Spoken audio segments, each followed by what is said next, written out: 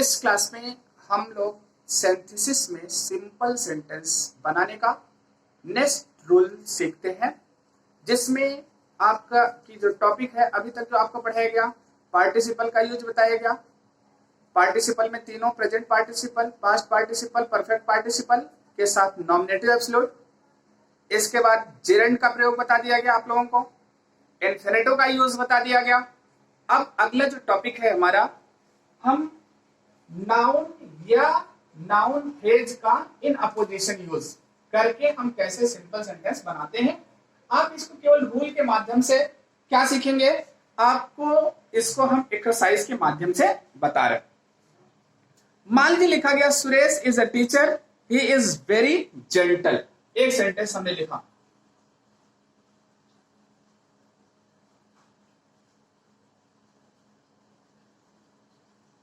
Teacher full stop, he is very gentle. क्या लिखा गया, ही इज वेरी जेंटल। आपका ये सेंटेंस होगा। अब क्या करना है, हम एडजेक्टिव का भी प्रयोग करके इसको बना सकते हैं। हमने लिखा Suresh is a gentle, a very gentle teacher. आपका सिंथेसिस हो गया सिंपल। लेकिन कह गया नाउन इन अपोजिशन का प्रयोग करना है। अब नाउन इन अपोजिशन में क्या करना है, देखिए हम जो व्यक्ति सुरेश है वही टीचर है, वही क्या है, जेंटल है। हम जब नाउन इन अपोजिशन मतलब जब एक ही व्यक्ति की कई चीज उसकी विशेषता दी गई हो तो उसको हम एक साथ मतलब कामा के बीच में रख सकते हैं। आप ऐसा इसका लिखेंगे, सुरेश कामा अ टीचर। क्या लिखा गया, अ टीचर इज। अब ही हट गया क्योंकि ही किसके लिए प्रयोग किया गया था, सुरेश के लिए।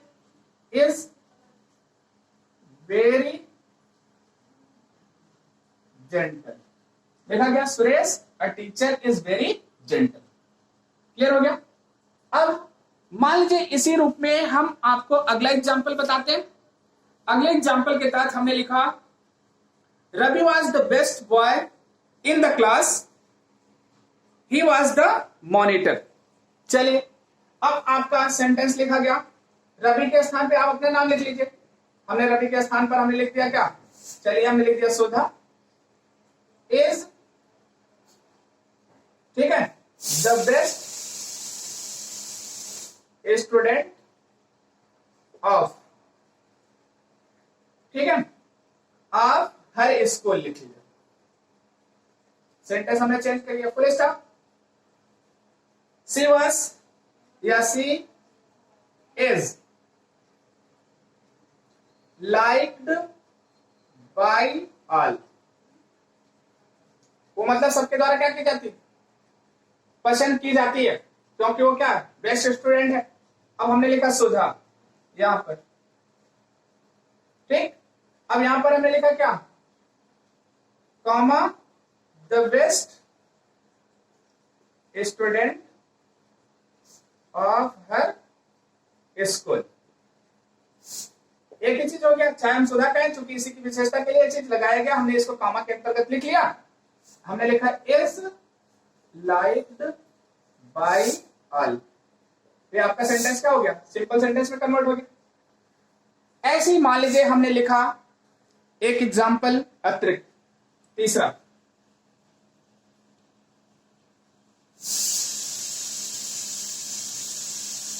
लिखा गया, हमने लिखा नरेंद्र मोदी, ठीक है। अब यहां पर आगे कुछ लगा सकते हैं आप सम्मान में इनके, ठीक है, prime minister of India Narendra Modi. लिखा गया is the prime minister of India. लिखा गया prime minister of India, prime में PMINISTR लिख लीजिए, prime minister of India full stop, he is a great leader. Clear हो गया। अब आपको मान लीजिए सेंटेंस लिखा गया, अब इसी को लिख सकते हैं आप ऐसे, नरेंद्र मोदी, लिखा क्या, कॉमा। अब आपने लिखा क्या, द प्राइम मिनिस्टर लिख लीजिएगा। मिनिस्टर ऑफ इंडिया लिखा गया, Narendra Modi the prime minister of India. अब इसको हमने अपोजिशन में प्रयोग किया, इसके बाद लिखा इज अ ग्रेट लीडर।